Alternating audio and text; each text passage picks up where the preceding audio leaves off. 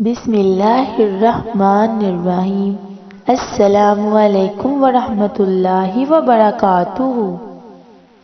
آج میں آپ کو قرآن پاک کو بلانے اور عہد توڑنے کی سزا کے بارے میں بتاؤں گی۔ قرآن پاک کو بلانے کی سزا۔ حضرت سعد بن عبادہ رضی اللہ عنہ روایت فرماتے ہیں کہ حضرت رسول کریم صلی اللہ علیہ وآلہ وسلم نے ارشاد فرمایا کہ جس شخص نے قرآن پاک پڑھا اور پھر اسے غفلت و سستی کی وجہ سے بلا دیا، وہ اللہ سے اس حال میں ملاقات کرے گا جو اجزم ہوگا یعنی کوڑ ہوگا، اس کے ہاتھ کی انگلیاں گری ہوئی ہوں گی، اور بعض اکابر نے فرمایا ہے کہ اس کا مطلب یہ ہے کہ اس کے دانت گرے ہوئے ہوں گے۔ بظاہر یہ آخری معنی ہے زیادہ مناسب معلوم ہوتے ہیں، کیونکہ قرآن پڑھتے رہنا اسے یاد رہتا ہے اور پڑھتے رہنا زبان اور دانتوں کا عمل ہے، لہذا اس کی سزا دانتوں کا اور نہ ہونا ہے۔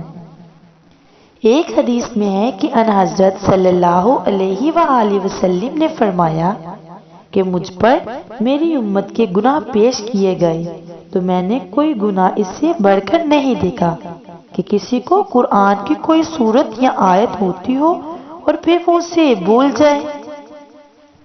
عہد توڑنے کی سزا۔ حضرت سعید رضی اللہ عنہ سے روایت ہے کہ حضرت رسول کریم صلی اللہ علیہ وآلہ وسلم نے ارشاد فرمایا کہ قیامت کے روز ہر غادر یعنی عہد توڑنے والے کے لیے ایک جھنڈا ہوگا جو اس کے پخانے کے مقام پر لگا ہوگا۔ استغفر اللہ۔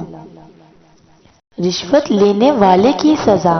حضرت ابن عباس رضی اللہ عنہ بیان کرتے ہیں کہ رسول اللہ صلی اللہ علیہ وآلہ وسلم کا ارشاد ہے، جو شخص کسی قوم کا والی اور قاضی مقرر ہوا ہو، وہ قیامت کے دن ایسی حالت میں پیش ہوگا کہ اس کا ہاتھ گردن سے بندھا ہوا ہوگا، پھر اگر وہ راشی نہ تھا اور اس کے تمام فیصلے حق پر مبنی تھے تو وہ آزاد کر دیا جائے گا، لیکن اگر وہ راشی تھا اور لوگوں سے مال لے کر فیصلے حق کے خلاف کرتا تھا تو اس کو جہنم میں پھینک دیا جائے گا۔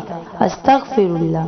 اور 500 برس کی راہ کے مثل گہرائی میں جا پڑے گا۔ استغفر اللہ، توبہ نعوذ باللہ۔ اللہ تعالی ہم سب کو راہ راست پر لائے، آمین اللہم آمین۔